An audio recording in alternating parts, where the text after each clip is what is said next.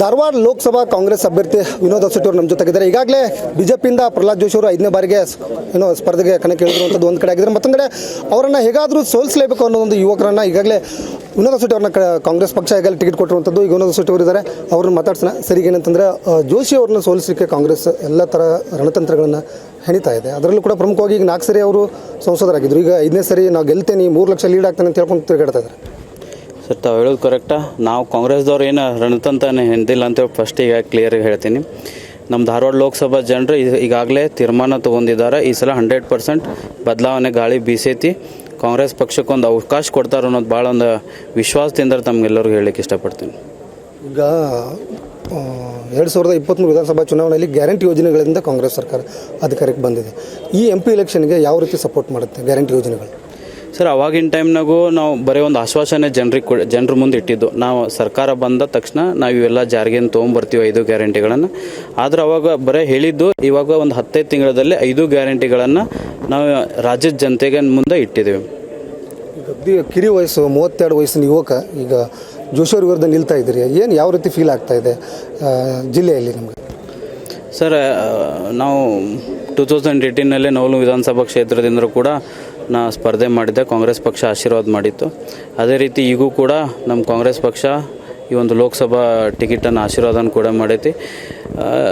ವಯಸ್ಸು ಅನ್ನೋದು ಇಂಪಾರ್ಟೆಂಟ್ ಅಲ್ಲ. ಏನು ನಮ್ಮ ಕಾಂಗ್ರೆಸ್ ಪಕ್ಷದ ಕಾರ್ಯಕರ್ತರು, ನಮ್ಮ ನಾಯಕರು ಏನು ಹುಮ್ಮಸ್ದಲ್ಲಿ ಇದ್ದಾರಲ್ಲ, ಕಾರ್ಯಕರ್ತರು ನೋಡಿದರೆ ನಮಗೆ ಭಾಳ ಹುಮ್ಮಸ್ದಿಂದ ಕೆಲಸ ಮಾಡಬೇಕಂತ ಹೇಳಿ ಇಷ್ಟ ಆಗೈತೆ. ಅದೇ ರೀತಿ ನಮ್ಮ ಧಾರವಾಡ ಜಿಲ್ಲಾ ಉಸ್ತುವಾರಿ ಮಂತ್ರಿ ಆದಂಥ ಸನ್ಮಾನ್ಯ ಶ್ರೀ ಸಂತೋಷ್ ಲಾಡ್ ಅವರು ಭಾಳ ಆ್ಯಕ್ಟಿವ್ ಆಗಿ 10 ತಿಂಗಳ ಸುಮಾರು 100% ನಮ್ಮ ಜನರು ತಲುಪಲಿಕ್ಕೆ ಸೇವೆ ಮಾಡಲಿಕ್ಕೆ ಅವಕಾಶನ ಕೊಟ್ಟಿದ್ದಾರೆ, ಅವಕಾಶವನ್ನು ಮಾಡಿದ್ದಾರೆ. ಅದೇ ರೀತಿ ನಮ್ಮ ವಿನಯ್ ಕುಲಕರ್ಣಿ ಅನ್ನೋರಾಗಿರ್ಬೋದು, ನಮ್ಮ ಏನು ಪ್ರಸಾದ್ ಅಬ್ಬವರಾಗಿರ್ಬೋದು, NH ಕೋನರೆಡ್ಡಿ ಅವರು, ಎಲ್ಲರೂ ಒಂದು ಸಮ್ಮುಖದಲ್ಲಿ ನಾವು 100% ಈಗ ಗೆಲ್ತೀವಿ ಅಂತ ಈ ಸಂದರ್ಭದಲ್ಲಿ ಹೇಳ್ತೀವಿ. ಟಿಕೆಟ್ ಹಂಚಿಕೆಯಲ್ಲಿ ವಿನೋದ್ ಅಸೋಟಿ ಮತ್ತು ಶಿವಲೀಲಾ ಕುಲಕರ್ಣಿ ಅವ್ರ ಮಧ್ಯೆ ಪೈಪೋಟಿ ಇತ್ತು. ಈ ರೀತಿ ಮಾಪ್ ಬರ್ತಾ ಇತ್ತು. ಕಡೆ ಪಕ್ಷದಾಗಿ ನಿಮಗೆ ಟಿಕೆಟ್ ಕೊಟ್ಟಿದ್ದಾರೆ. ಯಾವ ಆಧಾರ ಮೇಲೆ ತಮಗೆ ಕೊಟ್ಟರಂತ MP ಟಿಕೆಟ್? ಸರ್, ಯಾವ ಆಧಾರ ಅಂತ ಏನಿಲ್ಲ. ಎಲ್ಲರೂ ಒಂದು ಸಜೆಷನ್ ತೊಗೊಂಡು, ಜಿಲ್ಲಾ ಪ್ರಮುಖರು, ಹಿರಿಯರು, ಎಲ್ಲ ಅಧ್ಯಕ್ಷರು, ಜಿಲ್ಲಾ ಅಧ್ಯಕ್ಷರು ಎಲ್ಲರೂ ಒಂದು ಸಜೆಷನ್ ತೊಗೊಂಡು ಈ ಒಂದು ಟಿಕೆಟನ್ನು ನಾನು ಕೊಟ್ಟರು ಅಂತ ಹೇಳ್ತೀನಿ. ಜೋಶಿ ಅವರು 3 ಲಕ್ಷ ಲೀಡ್ ಅಂತ ಹೇಳ್ತಾ ಇದ್ದಾರೆ. ಯುವಕರು ಇದ್ದೀರಿ. ಈಗ ಸಮಯ ಭಾಳ ಕಡಿಮೆ ಇದೆ ತಮಗೆ.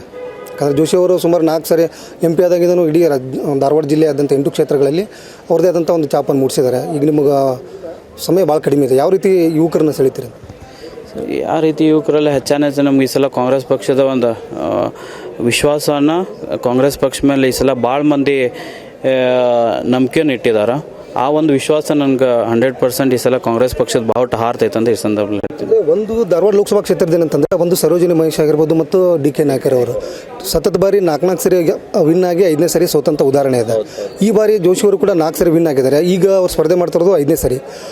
ಈಗ ಯಾವ ರೀತಿ ಅದೇನಾದರೂ ಎಫೆಕ್ಟ್ ಆಗುತ್ತಾ? ಆ ರೀತಿ 100% ಎಫೆಕ್ಟ್ ಆಗ್ತೈತೆ ಸರ್. ನಾವು ತಮ್ಮ ಈ ವೇದಿಕೆ ಮುಖಾಂತರ ಕೇಳ್ಕೋದು ಇಷ್ಟ ಏನಂತಂದ್ರೆ, ತಮ್ಮ ಮಾಧ್ಯಮರ ಮುಖಾಂತರ ಕೇಳ್ಕೋದು ಏನಂತಂದ್ರೆ, ತಮ್ಮೆಲ್ಲರೂ ಈ ಒಂದು ಧಾರವಾಡ ಲೋಕಸಭಾ ಕ್ಷೇತ್ರದ ಮತದಾರ ಬಾಂಧವ್ರಿಗೆ ಅಷ್ಟೇ ಕೇಳೋದು, ಇದೊಂದು ಸಲ ನಮ್ಮ ಕಾಂಗ್ರೆಸ್ ಪಕ್ಷಕ್ಕೆ ಆಶೀರ್ವಾದ ಮಾಡಿರಿ. ಮುಂದಿನ ದಿನಮಾಡಿ ಈ ಒಂದು ಭಾಗದ ಅಭಿವೃದ್ಧಿ ಪರವಾಗಿ ನಾವು ಯಾವಾಗಲೂ ನಿಂದಿರ್ತೀವಿ ಅಂತ ಈ ಸಂದರ್ಭದಲ್ಲಿ ತಮ್ಮ ಮುಖಾಂತರ ಕೇಳ್ಕೋಕೆ ಇಷ್ಟಪಡ್ತೀನಿ.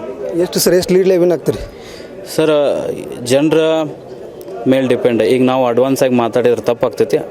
100% ಗೆಲ್ಲೋದು ಮಾತ್ರ ನಾವೇ, ಅಷ್ಟು ಮುಂದಿನ ಮಾತಾಡೋದು ಬೇಡ. Thank you. ಇವಿಷ್ಟು ವಿನೋದ್ ಅಸೋಟಿ ಅವರ ಮಾತುಗಳು. ಕ್ಯಾಮ್ರಾ ಪರ್ಸನ್ ಗುರು ಜೊತೆ ಪರಮೇಶ್ವರ್ ಅಂಗಡಿ, ಏಷ್ಯಾನೆಟ್ ಸುವರ್ಣ ನ್ಯೂಸ್, ಧಾರವಾಡ.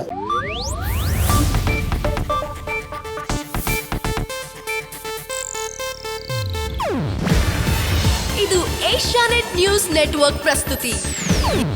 ನೀವು ನೋಡ್ತಿದ್ದೀರಾ ಏಷ್ಯಾನೆಟ್ ಸುವರ್ಣ ನ್ಯೂಸ್.